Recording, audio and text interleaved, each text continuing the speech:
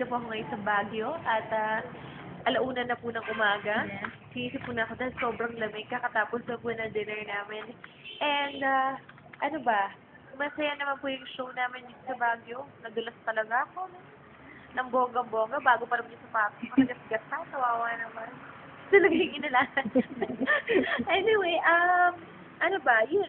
Yun pa rin po pinapromote ko, Rachel Ann Falling in Love. Sabi ko nga kanina, Rachel Ann Falling Down.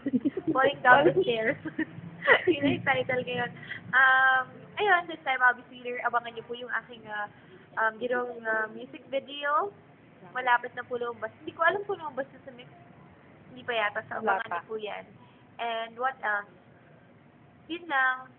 Next week magboboracay ako. Wow. Alam ko lang. Wala sa...